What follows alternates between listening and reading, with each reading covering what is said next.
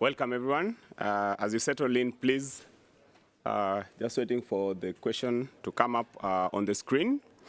I would like to request you all to scan the QR code and try to answer the question on the screen. It's a warm-up question to our exciting session coming ahead, and we'll start in a few minutes. Please be reminded that this is a silent session, and I ask you to use your earpieces to follow the session. People from 20 studios are here to assist you in case you're having any difficulties. And let's see the question on the screen. I'm going to give you 20 seconds to just put in your answers to that question. As you do that, I would like to... Yes, sorry.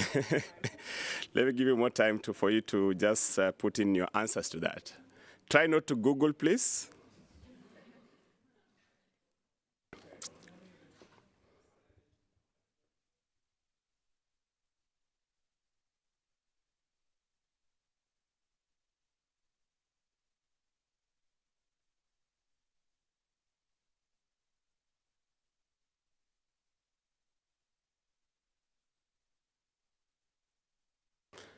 Excellent. So my name is Frederick Nyambare. I work for SATO as a leader for Africa Partnerships, and I will be your host for the sessions today. The session consists of two parts. We are going to have presentations, and then we have a panel discussion, which I will brief you shortly. And we have the results on the screen. That's the answer then. So it's 36.5% with the basic sanitation 5% and safely managed sanitation 31.5%. As you can see, there's a lot of progress that has been made, but there's still a lot more that we can do. And today we will be sharing experiences from Kitui County, Kenya, where LIXIL, SATO, UNICEF, and more importantly, the county government of Kitui have actually collaborated to address challenges in sanitation in a water scarce setting. We will see how this experience has led to the largest market-based sanitation project in the world and has reached over 7 million people in 6 countries, along with other experiences in public-private partnerships globally. Speaking of PPPs, there's a second warm-up question on the screen as well, which coming up shortly. But before then, if you had to pick one of those elements on the screen, which of these do you most associate with public-private partnerships? Just to mention, for those of you who may be having problems scanning the QR code, you can join slido.com and put in the number to participate in the poll.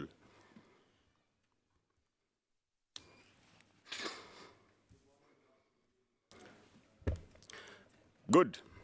So as we begin, I would like to introduce Erin Makaska. Erin is SATO's leader and Senior Vice President at LIXIL, who will come to give our opening remarks and also introduce Nancy Eschlick from USAID. Thank you so much. Welcome, Erin. Thank you, Frederick. Very happy to be here and very happy.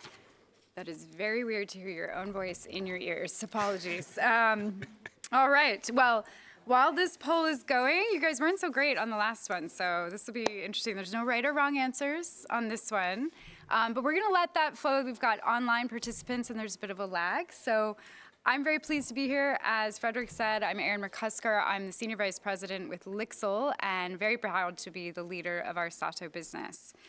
Many of you know SATO. I assume this is one of the big draws of coming into this session, but SATO is a brand of LIXIL. We're a social business that focuses on innovative, aspirational, and affordable sanitation and hygiene solutions. And what this enables us to do is offer a suite of products that are not only convenient and are able to meet the needs of consumers who otherwise may not have viable solutions, but it also allows us to create an experience for these consumers that results in lasting behavior change to use these toilets. It's an important part we've been hearing across all these sessions for sustainable and lasting change and impact. As was mentioned earlier, SATO has reached 45 million people in 45 countries. It's a big dent in LIXIL's ambitious goal to reach 100 million people by 2025. Today is going to be a really interesting discussion. I think many of you saw the bingo card that was circulating, and if any takeaway you can take from this is we are always talking about the same things with the same people. And so I'm really excited today for us to show a case study of what has really worked in one particular area in Kitui County in Kenya, but also to feature some of our longtime partners and one of our new partners and share what we're learning in the hopes that maybe you can see something that you can take back and implement in your own markets and programs. This is what will start to catalyze change and will make sure that the conversations we're having next year are different and showing progress. So we are going to hear not only from Kitui County government and our partners, but we're also going to talk about how do we bring the public sector and the role of government into innovation, into the behavior change, into the implementation of these programs, and why that public-private connection and the role and support of the government is critical to that success. I know the discussion will be rich. We hope for your continued engagement as you've done on the poll. And I am incredibly pleased to see that 50% of you have said that they are necessary. And we could not agree more. Sato's impact that we have had would not have been possible without our public-private partnerships and our partners who are implementing on the ground, many of you who are here today. And we see this necessity means that we need to prioritize these conversations with these critical partners. In terms of complexity, you know, good things are worth fighting for and powering through, but we couldn't agree more. And what's essential in complex situations is establishing trust. And I hope that when you hear each of our partners speaking, you can see that that investment in the time up front to understand the complexities, design roles, and have open communication and trust is what made it impactful and made it effective. So I'm really looking forward to the discussion. I'm also very pleased to be able to introduce USAID's new Global Water Coordinator, Nancy Elsick, to come and give her own opening remarks. Thank you. Thank you.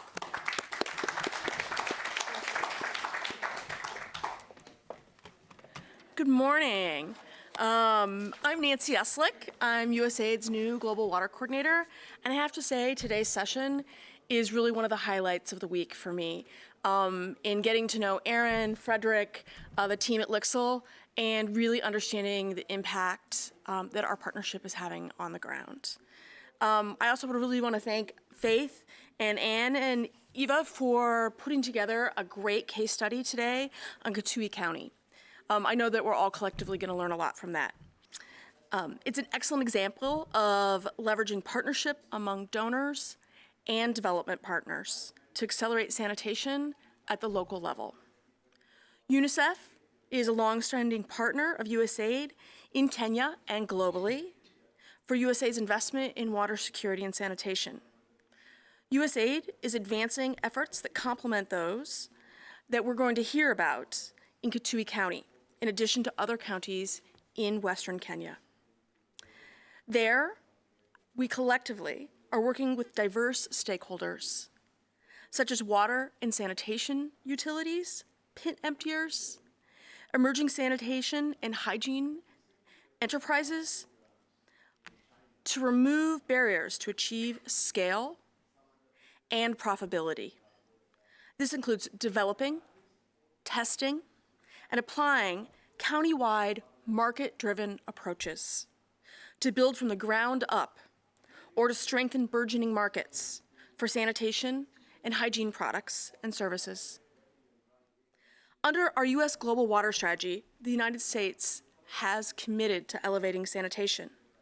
In fact, for the first time ever, our sanitation targets are equal to our drinking water targets, conveying our increased commitment to solving the global sanitation problem. We seek to reach 22 million people with access to sanitation by 2027.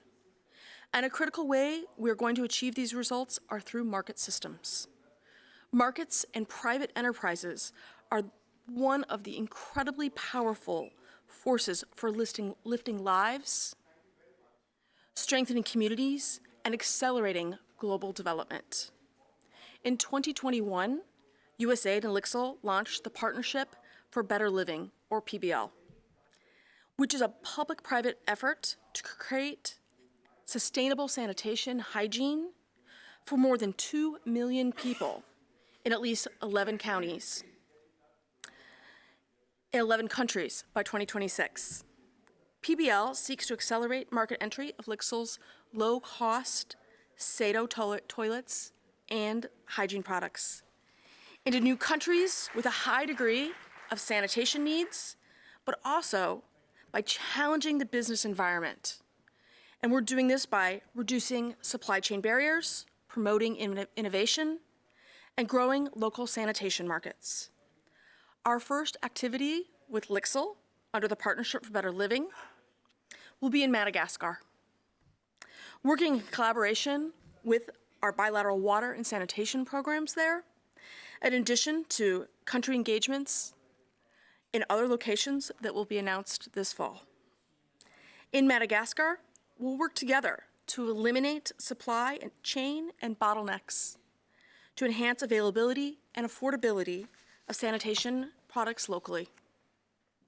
We're excited to leverage existing local partnerships, including a conglomerate called Invisio Group, and build its capacity to market SATO. Between now and 2026, and improve sanitation access for more than 100,000 people. Invisio will be able to import products at reduced costs that they then can be sold at a comparable rate in country. The capacity and partnership with LIXIL will continue even after the investment with USAID. And we hope that additional demand for improved sanitation services is met through Invisio and others who enter the market as they see greater returns in the sanitation space. Progress will be driven by meeting the needs and aspirations of households with appropriate, accessible, and affordable sanitation products and solutions that fit into budgets and the context that is locally applicable. We also need to ensure that marginalized communities gain access to benefits of basic sanitation and safe water. In many cases, reaching these communities through inclusive sanitation makes the most sense. In other instances, the hardest to reach communities could benefit from more targeted subsidies. Either approach will need strong cooperation between governments, businesses, and other stakeholders in order to be sustainable. That's why public-private partnerships, like I know 50% of you in the room here already know, and we hope by the end of the session 100% know, are so vital to accelerating progress worldwide. We invite other development partners, governments, businesses to join the effort to make progress towards development goals through public-private partnerships and really the collaboration that it takes to create sustainability. So again, thank you to Erin and her team for inviting me here today to talk about our partnership with LIXIL. It really is a highlight of my week here at World Water Week, and I really look forward to hearing the presentation about Kitui County, and I appreciate it. Thanks.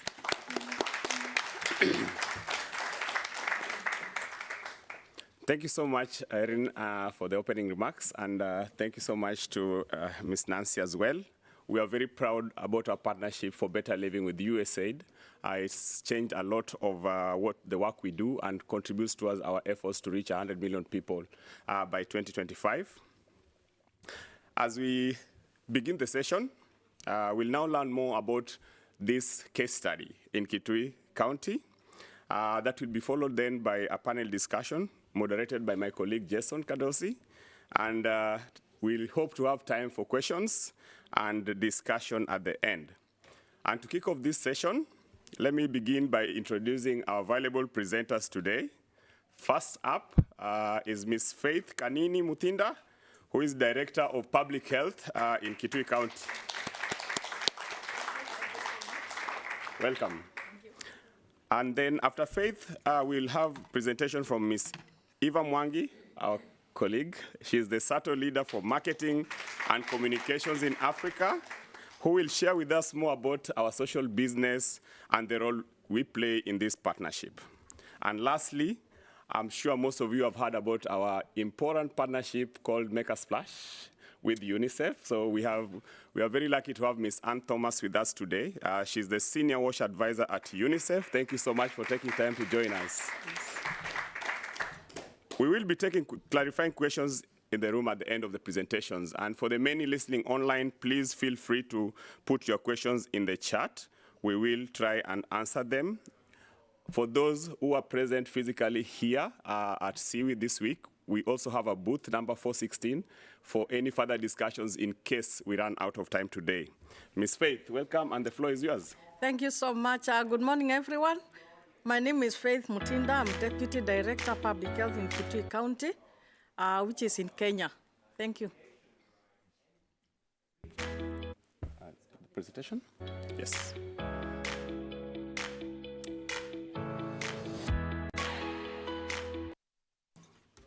So I'll be taking you through. The sound is on, eh?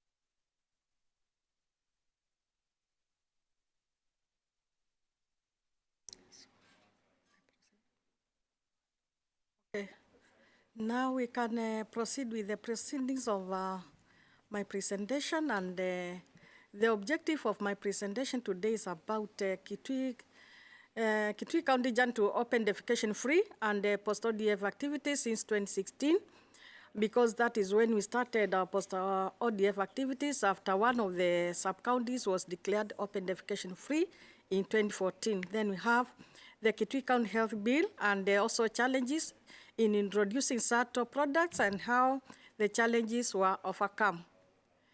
So our objective is to explore collaboration with diverse partners in Kitui County, Kenya, such as UNICEF and LIXIL, that led to sanitation innovation and a global partnership in improving the lives of millions of people through innovative and affordable sanitation solutions. And next is the map of Kitui County. I'll just talk briefly about Kitui County. Kitui County is one of the 47 counties that are found in Kenya, and it is in the lower eastern part of, region of the country. Our county is divided into 8 sub-counties and 40 wards, and also 247 devolved villages. And our county is very vast, covering an area of over 30,000 square kilometers, and approximately 4,930 smaller villages, we call them villages. And the population, okay, the households are 205,491. Then the population is 1,136,187, with a growth rate of 2.1% as per 2019 census. And our county is characterized by vast geographical area and a relatively high population with spread out and sparse distributed settlement patterns. So now we can go to how did we get to ODF, the journey to ODF. And Kitui County embraced and adopted community-led total sanitation strategy in 2010 to ensure improved standards of sanitation in both urban and rural Kitui. And we launched our Open Defecation Free campaign in July 2014. 1 year and 3 months after establishment of county governments with the principle of aiming at attaining ODF status in the county. And the county was declared open defecation free on 15th October 2018 with 4,930 villages being certified open defecation free. And when we're talking about community-led total sanitation, this is an integrated approach to achieving a sustainable open defecation free status. And the CLTS approach entails facilitation of communities' analysis of their sanitation profile, their practice of defecation, and the consequences leading to collective action to become ODF. CLTS focuses on igniting change in sanitation behavior rather than the constructing of toilets, and it also concentrates on the whole community rather than an individual behavior.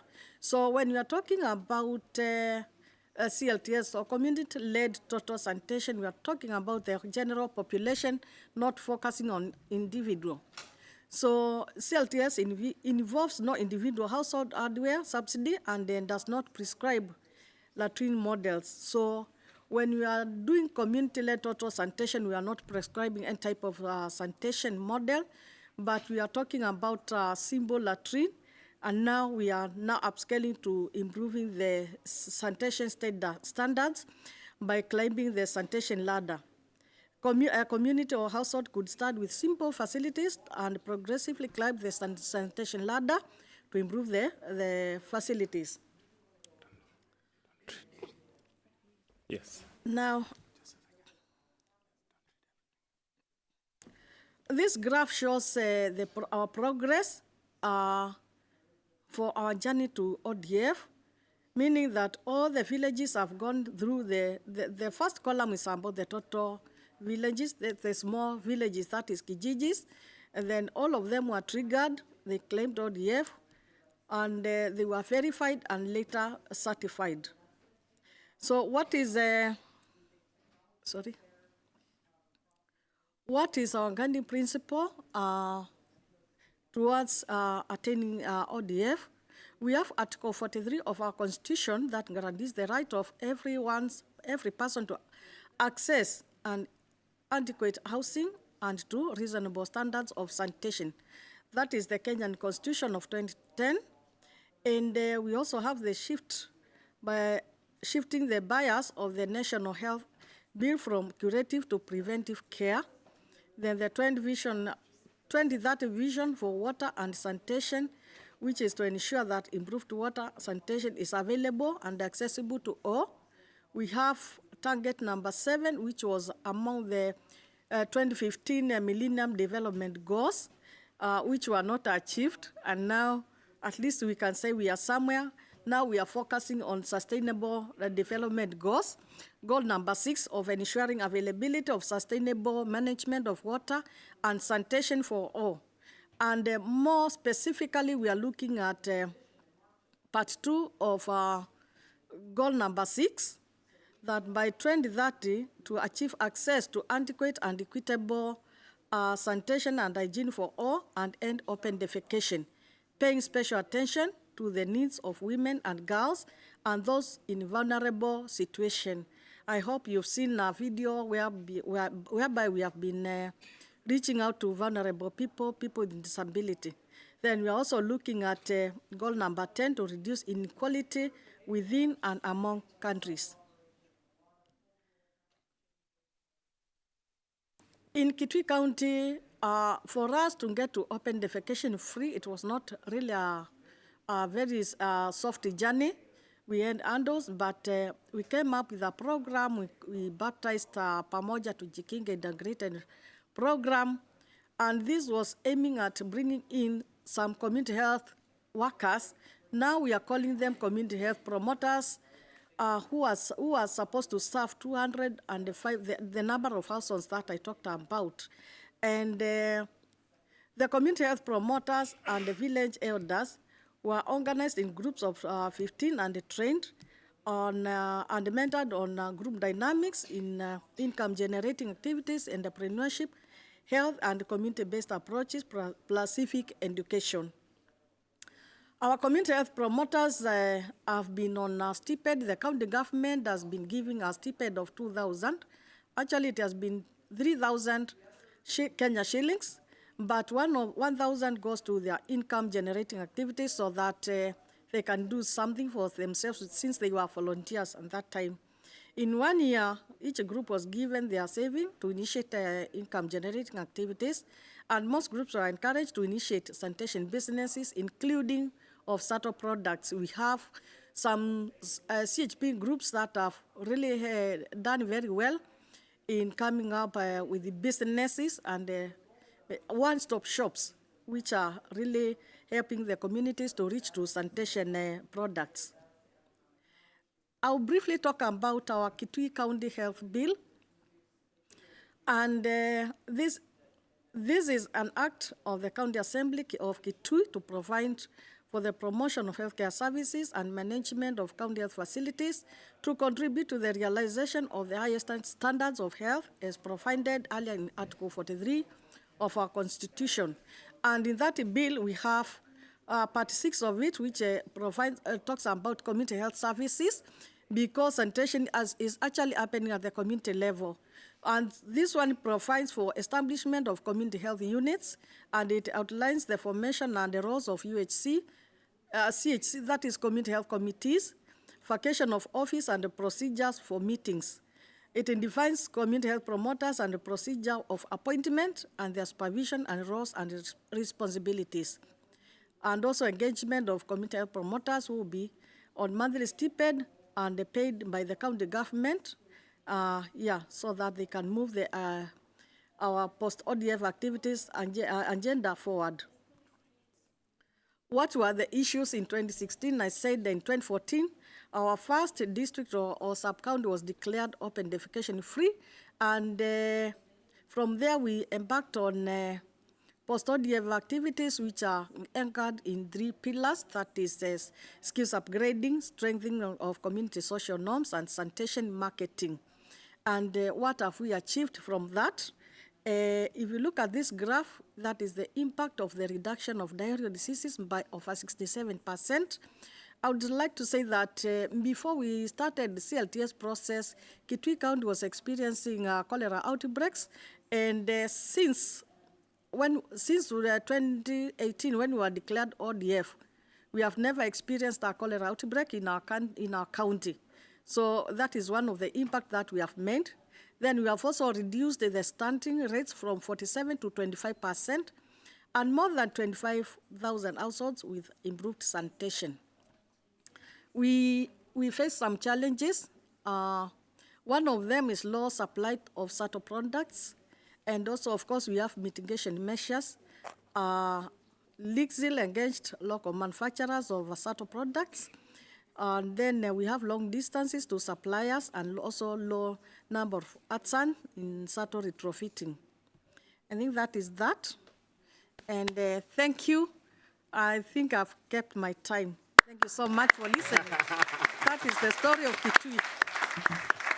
Thank you so much, Ms. Faith Karini. One thing she failed to mention is that since they started ODF, one of the things Kitui County has achieved is also an increase in investment in sanitation as well. So thank you so much. Yeah. We cannot achieve any of the results without a committed county government like Kitui County. So we hope that your success story translates to other counties as well, and we will continue working to support the people of Kitui County. Thank you so much. Thank you so much for listening. Without wasting time, let's welcome Ms. Eva Mwangi, leader for marketing and communications, SATO Africa. Welcome. Thanks, Fred. As you've heard, my name is Eva Mwangi. I'm the marketing leader for SATO in Africa. And in my presentation today, I will walk you through who we are as SATO, our product portfolio, and our global partnership with UNICEF. All right, so SATO is a social business under LIXIL Corporation, and our purpose is to empower people everywhere to live a better life and enjoy a brighter future through our many innovative and affordable sanitation and hygiene solutions. Our purpose is anchored on LIXIL's goal to improve the lives of 100 million people by the year 2025. And for those of you who might not be familiar with LIXIL, LIXIL is a maker of pioneering water and housing products that aims to make better homes a reality for everyone. So far, we've been able to reach 45 countries, and we've done this by shipping out 6.5 million units of SATO across the globe. And with this, we've been able to reach 45 million people. This means 45 million people across the globe have access to improved sanitation and hygiene solutions through SATO. And we've been able to achieve this by having operations in 10 countries. And we're very proud to have collected a number of awards and accolades along the way. All right, I'll move on to our product portfolio. And at the very top, we'll start with our toilet solutions. We have the SATO Pan, which is our flagship unit. Right next to it, we have the SATO Flex Pan, which is a slight improvement from the pan that features a footrest. And then we have the SATO Stool, which is my personal favorite and caters to a unique group of people in the community. We're talking about the elderly, physically challenged, expectant moms, and small children. Then we have the SATO Tap, our award-winning hand hygiene solution, and this one was developed as an emergency response during the pandemic. Then we have the... Oh my God. Oh my God.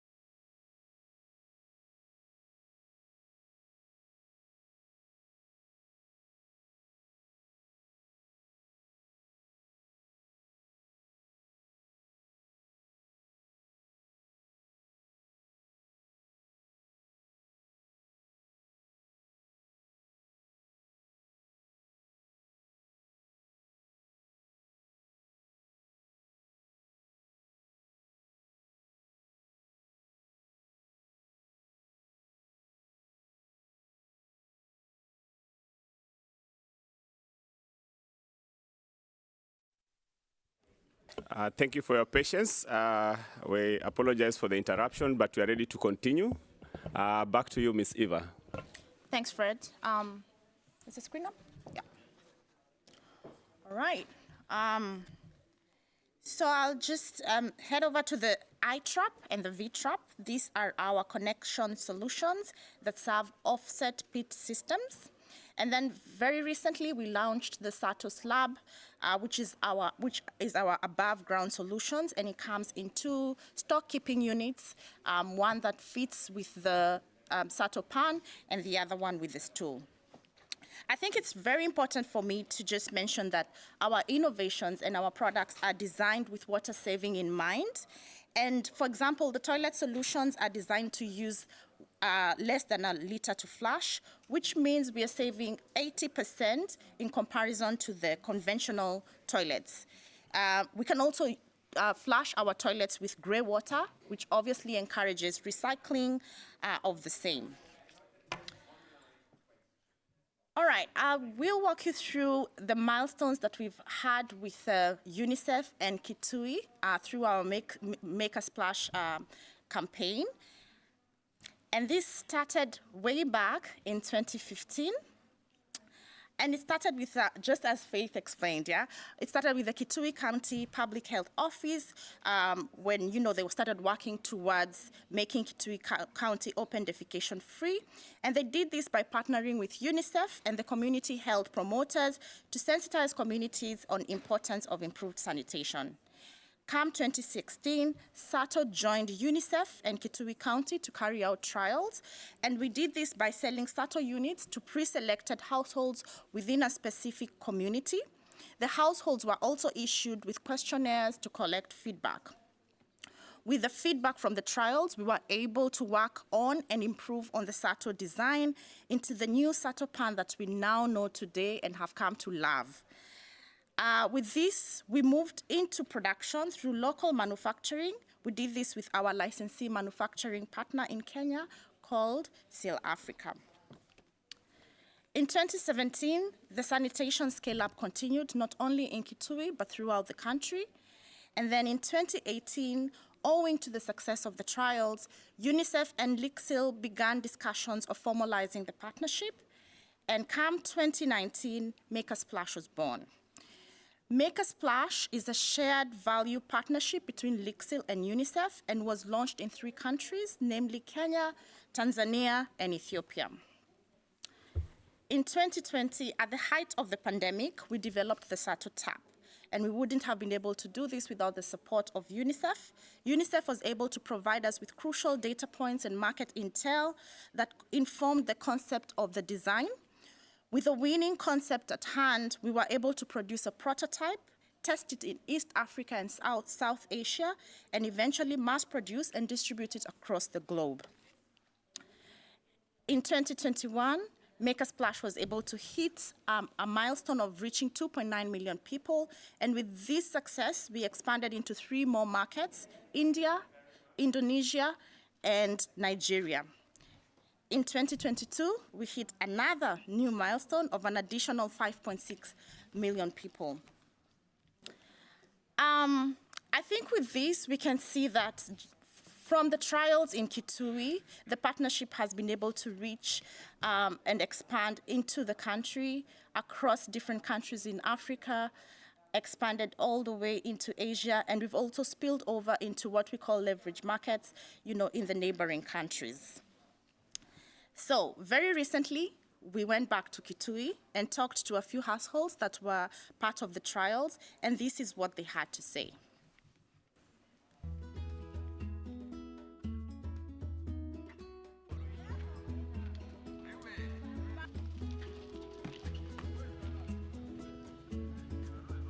Before, there were so many flies due to the smell from the toilet.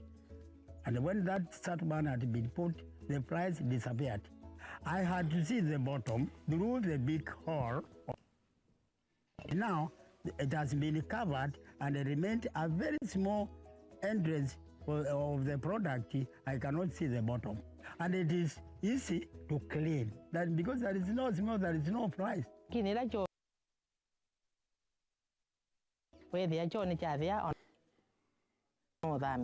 Amina kweke cho no Zambia na ukidha ni padhi ukidha unasiana si adhibu si hivi ana kiko action ambayo tunafanya hapa ya kuinstall Sato stool kwa mmojawapo wa wale watu wa vijiji ambao wanafanya kazi imekuwa successful, imefaulu vizuri sana kwa sababu tumeweza kuinstall na tumeweza kuhamasisha na kuwafunza mambo kuhusu na usafi.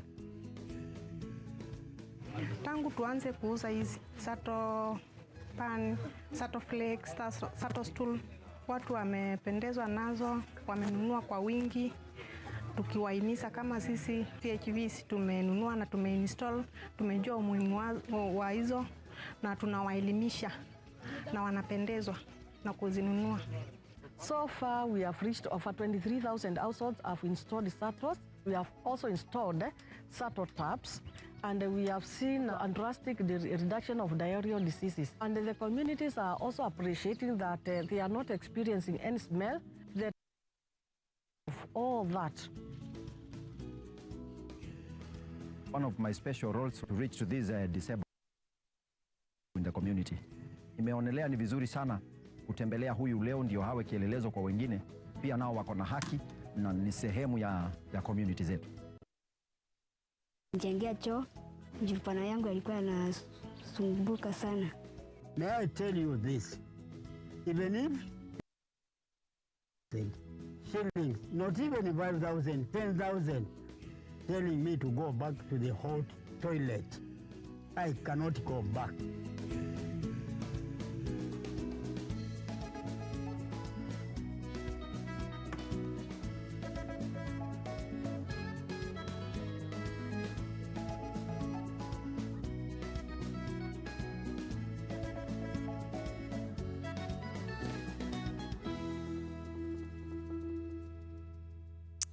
Such an inspiring story.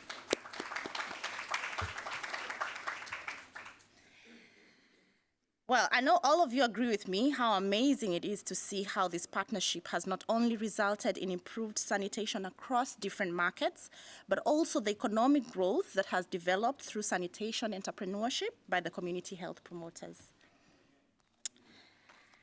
At this point, I'd like to invite you all to join us on this journey of reaching 100 million people by 2025. And you can do this by visiting our website, by scanning the QR code in front of you. You can also subscribe to our newsletter that we publish and release regularly. And you can also visit our booth and connect with us and learn more about how we can work together. Thank you. Thank you so much, Ms. Eva. Our presenters are really keeping up to the time allocated. Eva is very passionate, and we are privileged to have her as a driving force in our marketing and communication activities in Africa, including all the great work she does with the UNICEF teams in Kitui County and Kenya as well, and also supporting other African countries. Next, I just want to reiterate how crucial Ms. Ann Thomas has been in our partnership, in our Make a Splash partnership, supporting the Africa team, not only in Kitui, but also in our Make a Splash countries. And even beyond the Make a Splash partnership, she's been very supportive in reaching out to the UNICEF county offices in our expansion markets. Welcome, Ms. Ann.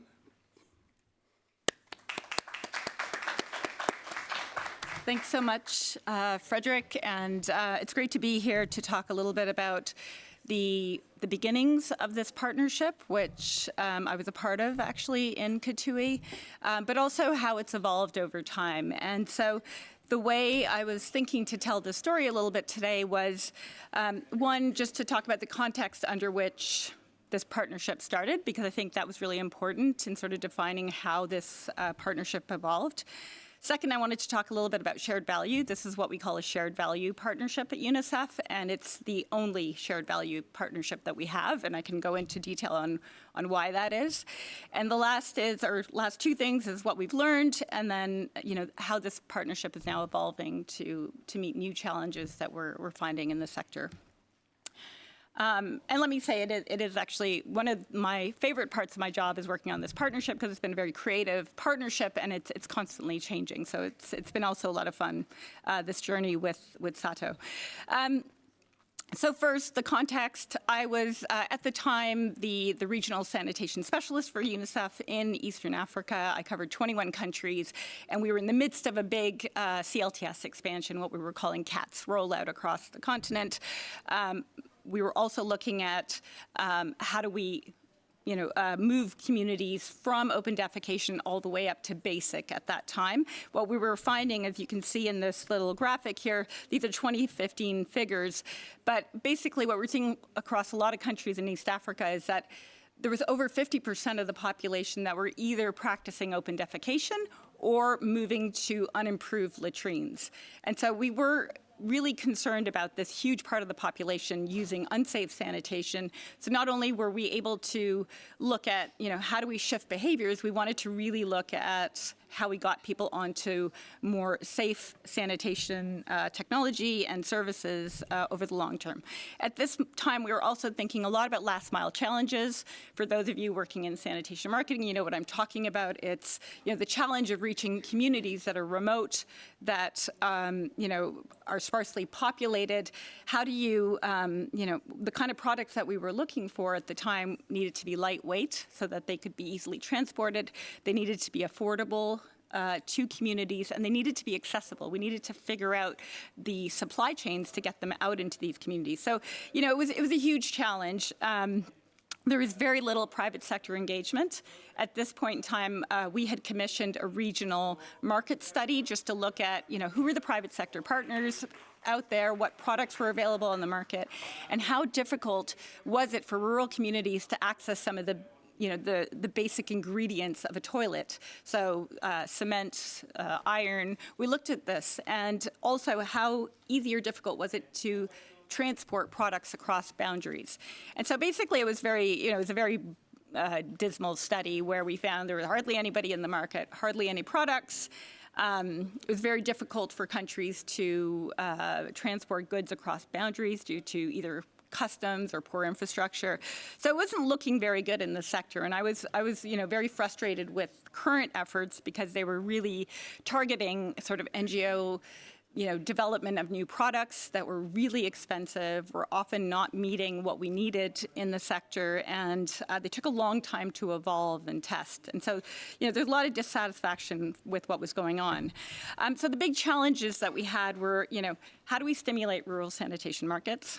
How do we share that financial risk in developing new markets? Because this, it's not only an investment in terms of finding new products, but it's also establishing new markets, which takes time.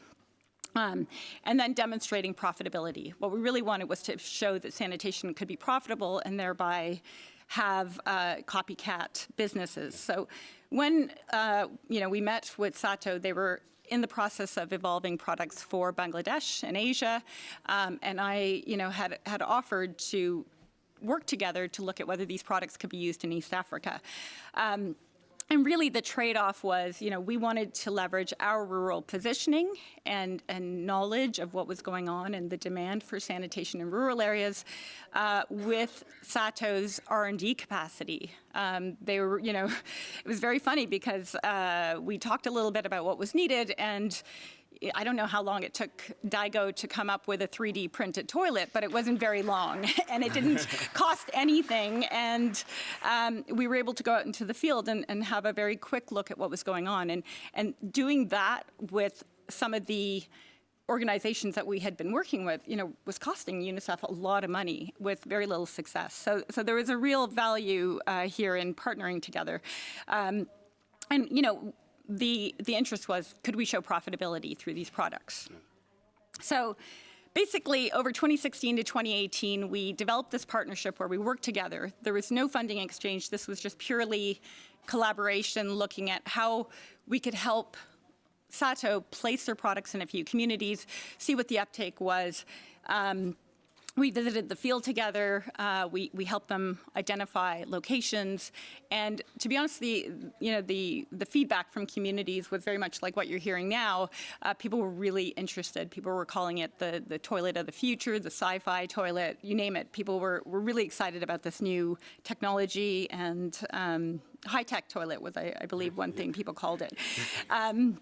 And it was just because of that flap in the color. But it was interesting at that time, the sort of difference in responsiveness from communities from what we were seeing previously.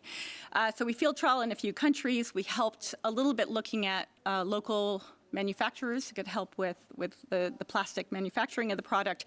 We were also helping, looking at how we could place SATO within the context of the community health workers and CLTS programs. We also started understanding at that time that, there's a need for households to have access to some kind of financing to upgrade and retrofit their toilets. And so this collaboration allowed us to start thinking a little bit about that. So phase one of the really formal partnership with LIXIL started in 2019. And we started looking at these 3 countries, Ethiopia, Tanzania, and Kenya.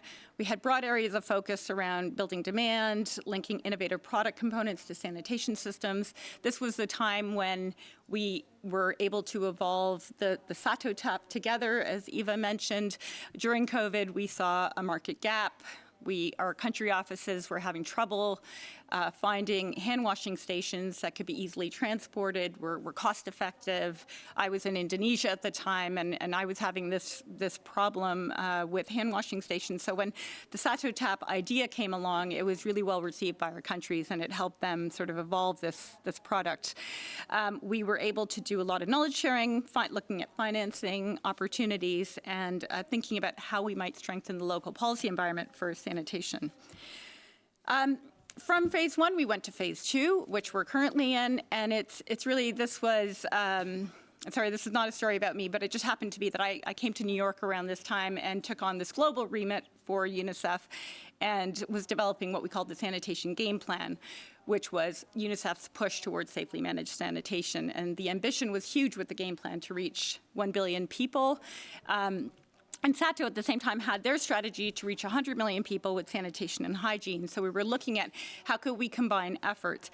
And one of the things with the game plan is looking at how we can build the supply chain for sanitation in conjunction with doing the system strengthening work that was needed to underpin. Basically, the game plan came about because we were seeing that a lot of our investments in sanitation weren't sustained, either because government wasn't putting the correct investment either in regulation or the policy or the financing, or there wasn't a strong enabling environment for market systems. So we were looking at how can we join forces to have a more robust system strengthening approach to building markets. So phase two now, we have roughly 6 countries. So we're working in markets in East Africa, but we've also added India and Indonesia. Working in Asia is very different than working in East Africa, primarily because we have a much more saturated market in Asia, and we're not working in the same way that we worked in Kitui, for example, in Asia, as we were in Kenya at the outset. So we're looking now more broadly at what can we do together to strengthen the market that can have sort of a watershed effect for the market rather than just working to push LIXIL products out in communities. So, so now the programs in these countries are really broad, and I know this is impossible to read, but it's just to reflect on the fact that we have array of different types of interventions. So just to quickly compare, in Kenya, we were working on this sort of professionalization of the community health workers, how we place these products to get out further. UNICEF helped with the One Health bill, which allowed a stipend to the health workers. We're also doing work on safely managed sanitation policy and regulation in the country. So there's a nice confluence of our upstream and work in the field. Indonesia, what we're finding is lots of service providers, lots of products, but it's completely fragmented. And looking at how can we support better, well, on the product line, there's a couple of areas we'd like to look at, but essentially we've been looking at business models that help aggregate services in one location online. And for those of you who know Indonesia, a lot of services are offered online through apps. And so the idea was, could we do this for the sanitation sector? We've had a lot of achievement. I don't need to go through all of them, but just to say, the achievements have not only been with SATO sales. In fact, what we've learned is that some of the achievements that we've made around the policy environment for FSM, for financial inclusion, we've had over $2.4 million distributed to households across the 6 countries in terms of financial, either microloans or smart subsidies that are going to households to help them upgrade. We've done a huge amount of capacity building. Thousands of sanitation sector professionals, service providers are being trained by the program. And we're also doing a lot for global advocacy to sort of raise awareness of different options. As you all know, we're looking at non-sewered sanitation, and this is sort of the big wave now is to look at what are the options for communities to access safely managed sanitation that are non-sewered and on-site. We have a lot of new country interest, and we're constantly trying to look at how we can bring new countries in, what the typology of support would be for those countries to help understand and learn about what works for sanitation and how to strengthen markets in different contexts.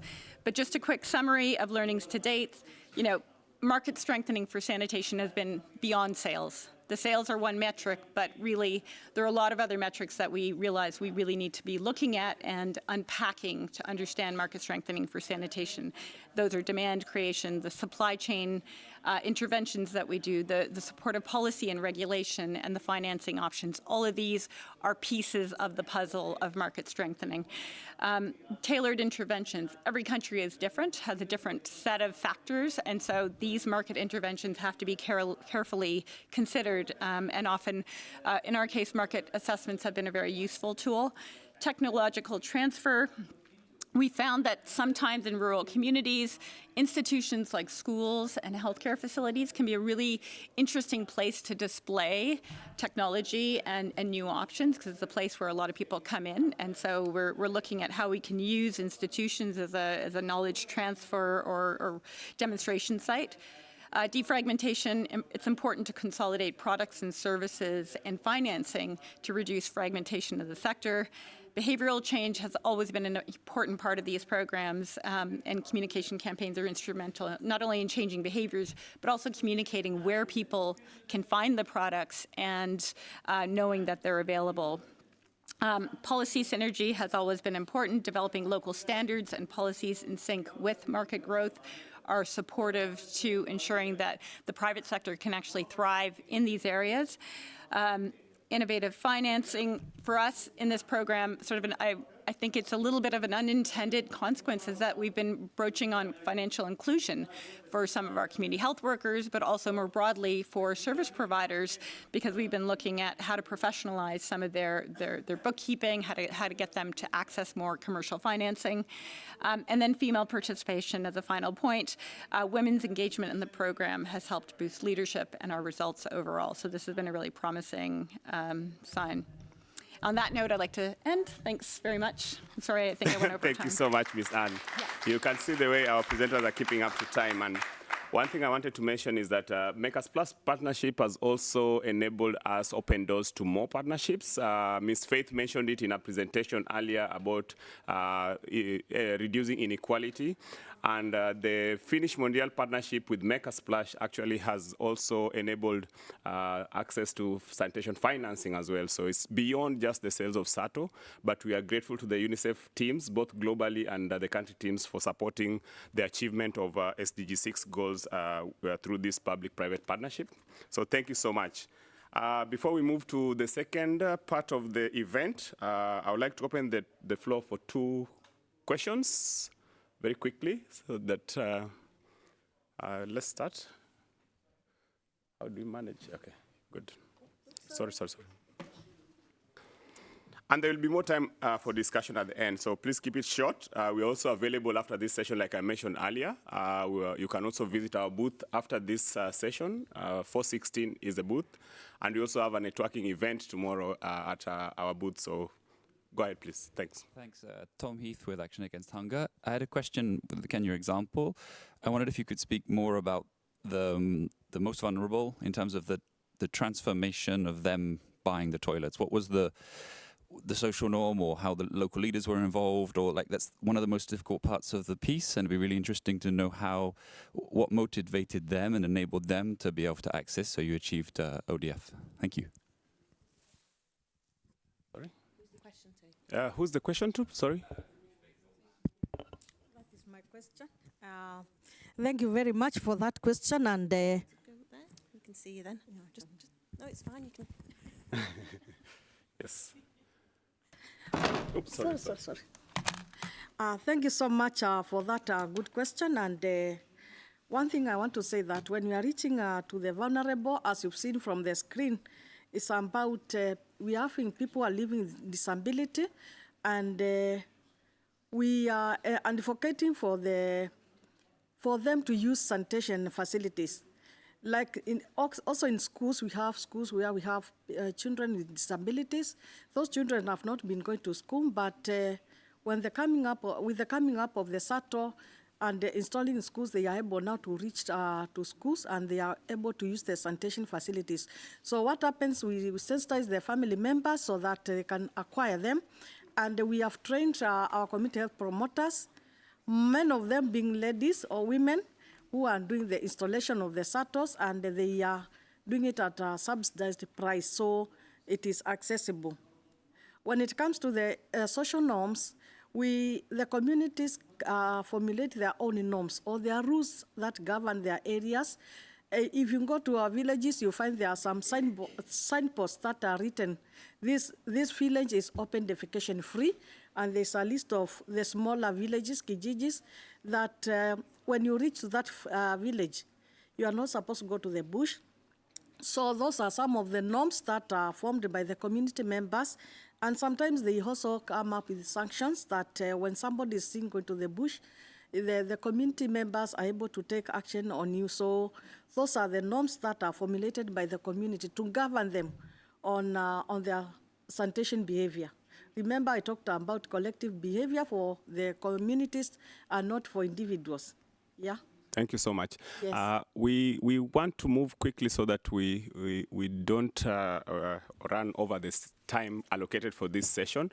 But please engage us at the end of the session if you have any more questions and clarifications. But one comment as Anne sits down, as Ms. Faith sits down, is financial inclusion also targets the vulnerable in the community. Yes. At this juncture, let me welcome my colleague, Jason Cardozi. Jason is our global leader for partnerships and market insights to moderate the next panel discussion.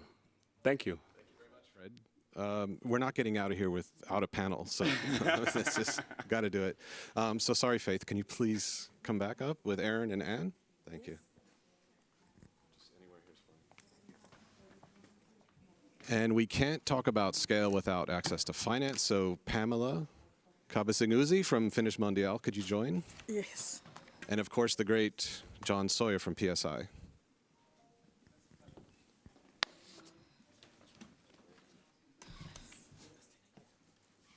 John, you can come stand next to me. I would love to. Get your own mic. Great, thanks a lot. So given the time, I'm just going to ask everyone one question, and then we'll hopefully have time to just reopen it again before we close. But Faith, Yes. we can come back to you again. We've certainly found there's a lot of discussion of scale here. We can't work at scale without government. Yes. And we saw you had a call to action in Kitui County. You had the policies in place, which was very helpful for us. Yes. But how did you initially engage the private sector? How did you bring UNICEF in? How did you get all these partners in to support your goals and your strategy in Kitui when you were back in the CLTS days? Thank you so much for that question. And I want to say that when we were declared open defecation free, we said that the embassy is not stopping at that, and we need to get into partnerships so that we can now see how best we can help our communities to climb the sanitation ladder. And that's how we were able to, through UNICEF, we were able to reach out to LIXIL, and we piloted in one of the districts that the first district to become ODF. We piloted and sensitized the communities, and the uptake was very good. So that's how we were able to partner with UNICEF and LIXIL. And also the county government, I would say that our governor is very much keen on sanitation activities, and a lot of effort has been put on preventive care by the governor, His Excellency the Governor, because now our budget has been increased from 16% to 37% going to preventive. And that is part of what we are talking about, promoting community health promoters to take the agenda forward. So we are partnering the government and our development partners in ensuring that we make our county blue. Actually, we are saying that we want to paint our county blue by 2025, meaning that we want to have 70% of households having installed the SATOs, because we are also having other sanitation solutions. So for us, we are focusing on 70% of households having turned blue. Yeah. Yes. Great, thank you. We really appreciate that leadership. It makes what is a challenging situation a lot easier to address. So also speaking of scale, John, you're with PSI, as I think many of you know you. I think of all of our partners, you probably achieved the greatest scale in terms of access to sanitation, developing sanitation markets. So how'd you do it? Well, we're definitely not the only ones that have achieved scale in this space. We have like partners like IDE here and others. So there's great lessons. I think my top three things is as the USAID Global Water Coordinator mentioned, market systems development, right? That I think is the key to starting this journey of getting to scale. There's a very simple construct with market systems development. It looks at who does and who pays, right? And you start where you are in the current state, and you can look at a variety of different, I would say, issues like governance. We use core market functions, supporting market functions, rules market functions. You look at all those different things and say, okay, where are we right now? Who's doing? Who's paying? Where do we want to go? Who's doing? Who's paying? And then for all of those different areas, you can develop your work plan to kind of get you closer to that. And that's really kind of part of the whole institutionalization strategy, like getting the governments, involved, getting them to take leadership, when in places where they're not as amazing as Kitui. So that's one of the key things, I think. The other very important thing is the supply chain, right?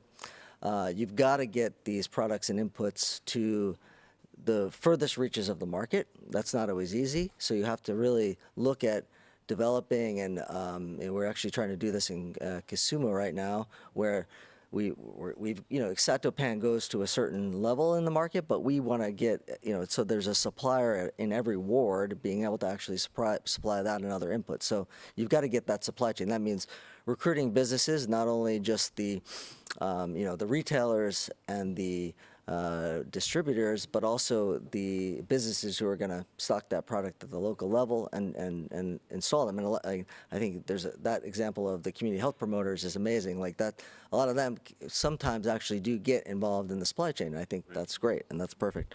The third is sales and marketing. But I think what we've seen is we need a very specific sales strategy, a problem-led sales strategy that really enables to reach the household with a door-to-door problem-led sales message. So it's really a behavior change message, and we've had great success.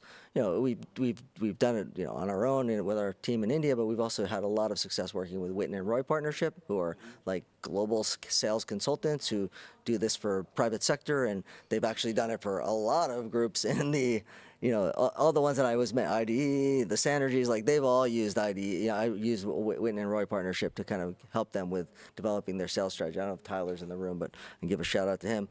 And I think the last thing I'll just mention is like one of the other things that we've sort of started to see, which it's finding these non-traditional partners. So like in Ethiopia, where we've done a lot of work, it's really finding like the Ministry of Labor and Skills, who, not even in the One Wash National Program, which they should be, and they will be soon, I hope. But they're the ones, like they control the TVET structure, the Technical Vocational Training Institutes. So you get all that technical training to those local businesses. So if you want to scale, if you want to replicate, if you want to institutionalize, you got to find these non-traditional partners. And the other one under the Ministry of Labor and Skills, which is like a separate entity, is in Ethiopia, is the Entrepreneurship Development Institute, which was like a UNDP initiative that then got folded under the Ministry of Labor and Skills. So that's where we're embedding, and we're working with Whitten and Roy Partnership on this, embedding that sales training ability within these local institutions. So you got to institutionalize within the government structures or the private sector structures. A lot of it could be associations. It could be it could be different business development service providers in country. So you've got to be able to get those skills in there so they can be replicated in a much more affordable way than might otherwise happen. So those are my things. Thanks. I was supposed to look at you, but I probably didn't. Sorry. Yeah, thanks to you and the other partners. And appreciate you sharing the Whitten and Roy, the secret sauce. Yeah, one of the secret sauces. Yeah, great. I get a lot of nods on that one. Faith. Yes. I'm sorry. Let's go to Pamela next, and then we'll come back. So access to finance. You're with Finish Mondial. You're working on commercial finance, household finance. There is a bit of debate around it about where the target should be, how we should engage in this whole system. Is it really necessary, or is it just a question of demand? And we'd love you to just speak a little bit about your experience there. Thank you so much. I would like to start by letting you know that Finish Mondial is not a Finish program. It's actually Finish stands for Financial Inclusion, Improves Sanitation and Health. And Finish Mondial is multi countries, and we are working in multi countries with an intention of covering probably the whole world. And currently we're working in Uganda. I'm from Uganda. We're working in Kenya, Tanzania, Ethiopia, Bangladesh, and India. So Finish Mondial has an approach called the Diamond Approach. And on the Diamond Approach, we actually emphasize the issue of the other corners of financial inclusion and entrepreneurship. That is the business side. On top, there's a household who is our client, and down the ladder, there's a government that creates the enabling environment. And what do we do with the different bits? On financial institutions, we just go straight to the financial institutions. That's the banks, the formal ones and the informal ones. Looking at Kitui, referring to our case in Kenya, Kitui has the formal and informal. Actually, most of them are very informal, just like any other village in Africa. They're so informal. But what does Finish Mondial do is that you first identify the informal ones and try to make them informal by capacity building of those informal ones and making sure that they reach Tier 4 and they are registered and they become formal. But the informal ones is pitching to the management and the staff and showing them business. Where is business on the sanitation value chain? Where is that business? And I can assure you, where there is money flow, cash flow with the financial institutions, with the banks, it's very easy to catch up with you. So we have banks that we are working with in different places, and we pitch that business, and they're able to take up with their staff. Interestingly, they already have the resources. They have the funds, they have the human resource, meaning that you just add in another product, which is a sanitation and hygiene loan that fits into their daily business. So as you said, the question is, does it work to scale? Yes, scaling through financial institution works. It works very well. It's only that needs some of us seated here to identify, to actually crack that hard core of how best can we work with them, how can we bring them on board to see the business within the sanitation and hygiene. The business is there, I can assure you, and why I have to assure you is that I'm assured in 2023 we'll have an investment from financial institutions of about $140 million across our 6 countries in Uganda. And every 90 seconds, a toilet is constructed, a hygiene and sanitation facility is constructed using a sanitation and hygiene fund from different institutions within our Finish Mondial. So it's not Finish, it's financial inclusion, and we're talking about financial inclusion. And yes, we would like to take, that's why we have a partnership with LIXIL. We have a partnership in Uganda with UNICEF. It's growing, it's growing. We've just started last year and we are doing very well.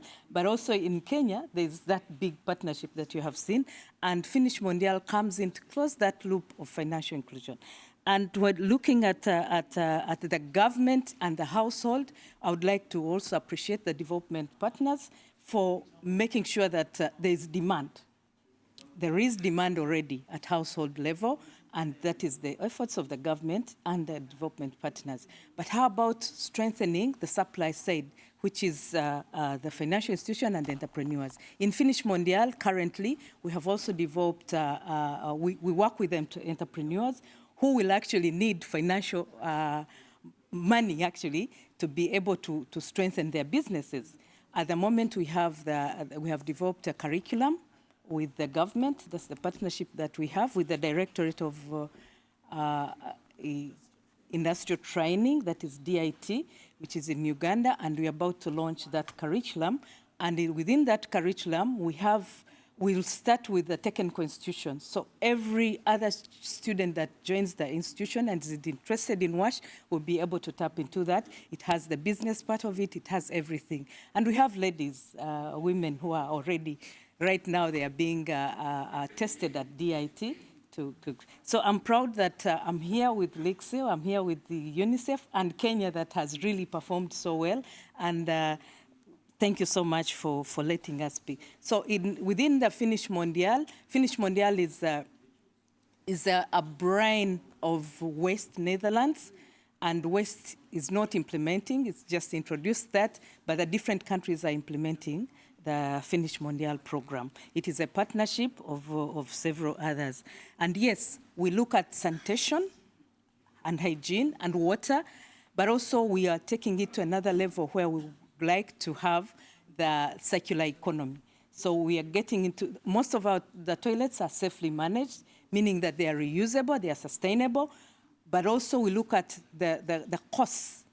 Every other day we are reducing the cost of one facility, but it has to be safely managed and of course going up to the ladder. So we're looking at the circular economy, that's why we are in the fecal sludge management and doing co-composting in order to sort the issue of agriculture, enhancing soils, but also on the climate issues, using the local and the natural manure. Thank you so much. Thank you, Pamela. Nice. Very good. Kitui keeps coming back, so I just want to go back one more time. There's apparently quite a few public health officers, people who have joined online, similar positions you have been in, maybe a little underfunded, maybe feeling a little down. If you could give one piece of advice to them on scaling sanitation, what would you do? Thank you so much, and I want to thank the public health officers in Kitui who are joining online. And our journey continues to painting our county blue. Our objective is about getting there by 2025. So let's keep the light going on and also encourage our CHPs who are back on board and also the unstipend. And because we're having a performance contract, each CHP is supposed to purchase and install a SATO. Bearing in mind that we have 2,470 CHPs, in 1 year we'll be able to do like 98,000 pieces.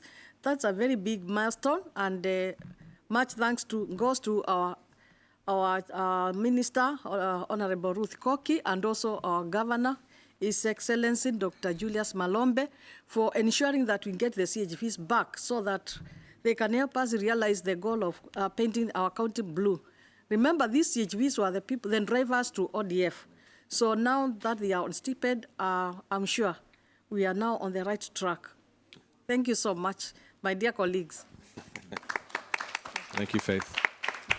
We're almost ready to close. We're almost ready to get to a few more open questions. But to Aaron, stepping back a bit, looking at a whole global business now. This all started in one county that scaled up, water scarce area. There's 1,000 Kituis out there. There's different customers. There's people in flood-prone areas. How, as a company, are you addressing all these different consumer needs and segments out there as we expand? Yeah, absolutely. And, I think that one of the things that Sato is known for is the innovative products and bringing innovation, the private sector R&D. I think Anne touched on that in her presentation as well, about how do we start to put these communities and understand their challenges. So consumer-centric approach, understand what they're going through, what are those needs, what are those gaps. Daigo always refers to this as what are our problem statements, what are we designing to? And I think what has been most surprising when we came back to Siwi this year, or last year for the first time, people would walk by our booth down the hallway, and then you just see them like turn back around really slowly, because the last time anyone saw Sato, it was one pan. It was a direct pit squat pan with the flap door. And here we were now presenting this incredibly diverse portfolio that enables for squatting, Eva's favorite stool product for sitting consumers, We have, the availability to do direct pits, but now also offset single pits, offset twin pits. We have a hand hygiene station. We have some exciting new products in the pipeline. This is coming from us working with our partners to get the feedback from community health volunteers, from what consumers are learning, from what the UNICEF market assessments are doing in those country offices, from the large-scale implementation from our NGO partners. That feedback coming up through each of our partners enables us to identify where there's a gap. And what SATO does and LIXIL is turn our investment and resources towards the innovation and the R&D. We then work again with the local partners in our make, sell, use model of how do we bring that locally produced product at an affordable price, at scale, in a way that we can continue to get those into communities.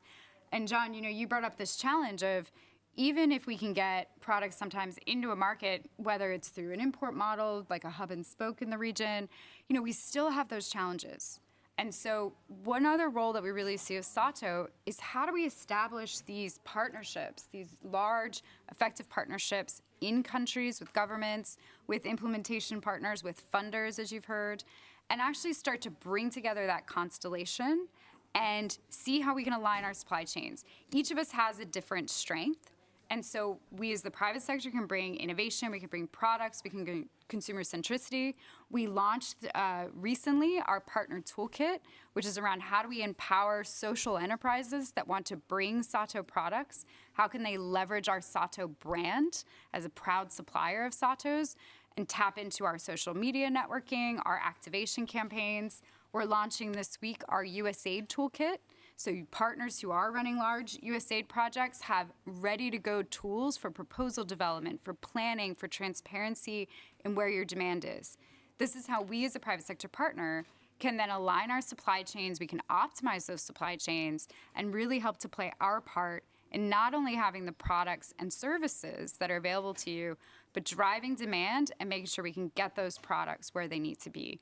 And we want to have these types of dialogues. We want to look at the case studies like Kitui. We want to hear the feedback from Finnish as you're scaling, or the country offices or large projects, and understand if there's still gaps, or understand, maybe the supply chain needs to evolve as demand does. So we really see our role on bringing those core technologies and these consumer-centric solutions for sanitation and hygiene, but working alongside each of these partners to understand how do we optimize to get those products where they need to be and sustain that behavior change. Great. Thanks, Erin. Anne, you're standing between us and lunch. Not a great position to be in, but you've heard all this. You're leading the Safely Managed Game Plan. UNICEF is everywhere around the world. How do we, picking up on Erin's comment, how do we do more of this? How do we identify the next Kituis? And how do we scale up these types of partnerships that seem to be getting to scale more quickly than what we were talking about maybe 10 years ago or so? No, thanks for that. Jason, just, I guess, two things. One, in the LIXIL case, this started under very interesting circumstances. We had a very clearly defined problem statement, and so we knew what we wanted to partner for. But with that said, it wasn't all cool at UNICEF that I was partnering with a multinational corporation. There's a lot of blowback, that we were going to put out all the private sector partners who were working in sanitation. And it just luckily we had a market survey that kind of showed, there was nobody we were really competing with at that time, and this was fine. But, I think the public sector has a long way to go, because we can often see the private sector either as a vendor, we can see the private sector as evil because, they're doing something to poor populations. We're the big friendly corporate. Come on. Sorry. Yeah. No, I know. And and in UNICEF, we were always seeing the private sector as someone who gave us money. And so what we were doing in Kitui was none of the above, and people didn't understand it. So I think, there are some hurdles to go in terms of internal environments, but also I think having a very clear statement of what you need and what you're working on, and defining that shared value is one way to overcome this, and also develop a useful partnership for both parties. So that's one. But two, in terms of scaling, even with our country offices now, I like to reinforce that this is not a silver bullet, that just because we have great products, coming from Sato, it doesn't mean that their arrival in country means all your problems are solved. There's a lot of work that has to take place to make sure that they are being dropped into an ecosystem of functioning policies and regulation and standards to make them sustainable. But I think this is a little bit of a hangover from the low capacity that we have in the sanitation sector generally, that people still sometimes see a product as the answer to their problems. And I think that's something we need to overcome, is just be clear about what needs to happen in tandem with a great product from a development sector side. So, yeah.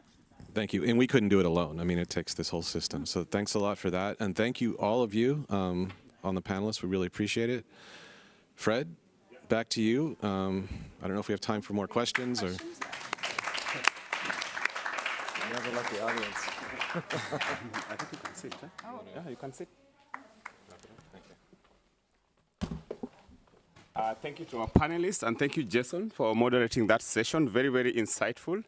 We understand how interesting the discussion is around PPPs, especially having looked at the success that Kitui County has achieved. We always say that it's not over until each and every house has an improved sanitation and hygiene. So we still continue to work with you. We have to respect the time given to us, and we want to actually invite you to our booth. After this session, we are available for any comments, for any clarifications. Please feel free to reach out to us. Like Eva said, we have our website, www.sato.lixil.com. And you can also subscribe to our regular newsletter where we highlight success of partnerships like the one we have with Kitui County and UNICEF. And also, please look out for Partnership for Better Living, our partnership with USAID. There's quite interesting things going on. One, I know we mentioned Madagascar, but there's also, I know our team are working on getting into more markets. Thank you, everyone, for participating. We appreciate those joining us online, despite the break, and staying online to listen to the success story. And we invite you to engage us more during this CIWI week. Thank you all, and have a great afternoon. Thanks.